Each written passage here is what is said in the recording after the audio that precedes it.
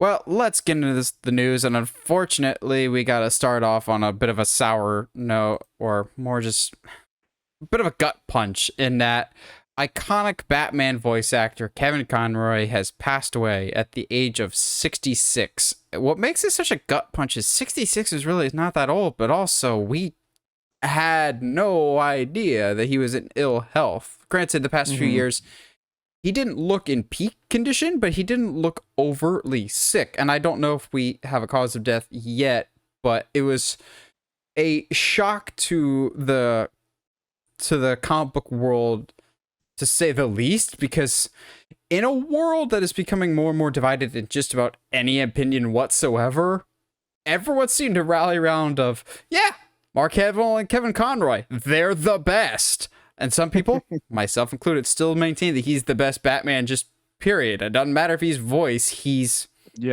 acting is so much harder than physical acting, and I don't get why people don't get that. He will always be my Batman, whether it's like growing up with Batman the Animated Series, which I single-handedly credit for my love of the character, because I've watched that before reading any of the comics. But even now when I go to read the comics, I kind of just mentally automatically process his words when I'm reading it. I kind of have the same thing with Dumbledore when I go back and read Harry Potter. Like I hear Richard Harris. I don't hear Michael Gambon. I hear Richard Harris's voice. But yeah, I love that Kevin Conroy, even if he isn't the main Batman in whatever project they're working on, he's still somehow attached to it. Like, I believe it was The Batman, which that's a very underrated Batman voice actor. The guy that did The Batman's voice, I really like what he brought to the table as well. But Kevin Conroy voiced Thomas Wayne in that show, which I always love as a small detail. I still maintain to this day, Mask of the Phantasm is my favorite Batman movie of all time. Robert Pattinson, one of the sequels, I'm sure we'll get to that level. But then on the flip side, you got Josh with his love of Batman Beyond, Return of the Joker, and I think Kevin Conroy is able to do both incredibly well, of Batman in his prime and older Batman. If you had a favorite Kevin Conroy Batman moment, Josh, what stands out more than anything else?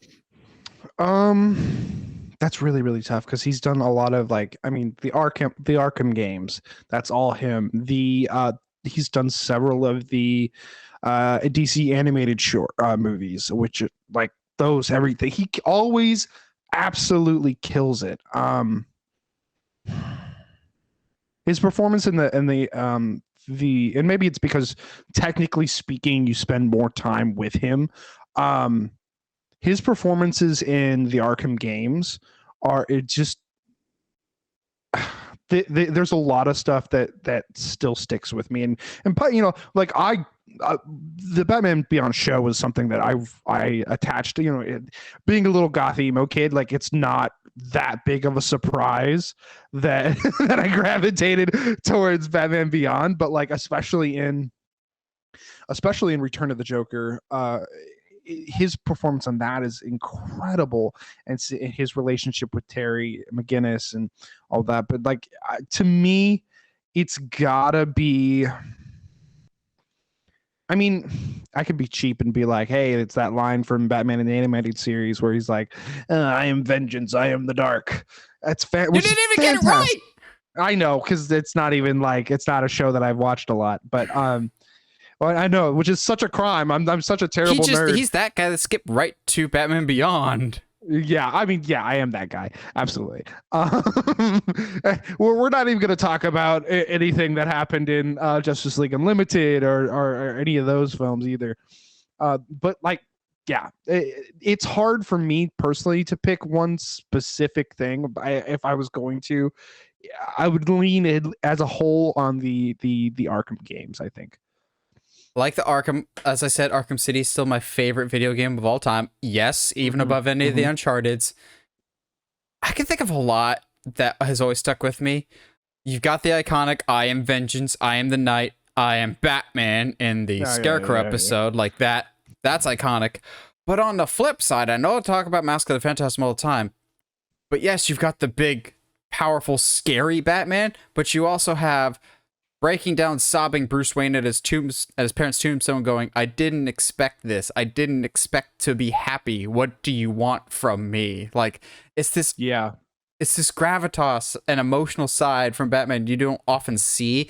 And Kevin Conroy, I think, to me, why he's always the best Batman is he embodied all the different facets of it. And he's always so proud of the character, but not proud to the point of he couldn't let others take their own spin on it. It's not like he was possessive of it. He always wanted to be in the Batman mix. He was totally fine when I'm trying to think. It wasn't Troy Baker. He did Joker, but when someone else voiced Batman for Arkham Origins, he was totally cool with that. Or when you get other Batman animated series, as far as I know, he was totally okay with that. I love and appreciate that he had this fondness for the character, but knew that this character was meant to be shared. But that being said, we still would always prefer Kevin. People know Kevin Conroy's Batman, whether it's the Arkham games, whether it's both the Injustice games, or honestly a very underrated Batman moment when I think it's Justice League Doom, when something's coming to Earth and Superman's like, "I could just move the planet out of the way." Oh yeah. And Batman just I can't even dead begin down to tell you how terrible of an idea that is. If I had 2 weeks, I couldn't tell you. I'll list all the reasons why that's a bad idea. And I'm going, it's that when he wanted to, Kevin Conroy also had incredibly dry wit for his Batman that I think he's the most complete version of the character that we will probably ever get, because movies will always focus on specific aspects, which is totally fine. Every director and actor's up for their own interpretation. Like Pattinson was more the detective so far. Affleck was more of the brawling brute. But Conroy, being a voice actor, was able to embody all these different elements. And I think that's why he's lasted for so many people. That's why he will continue to be the go-to Batman even after his passing for so many people, because he's done it for 30 plus years. And thanks to his longevity and his hard work and his excellence in the role, I think he brought a lot of people to Batman that might not have without him, I think.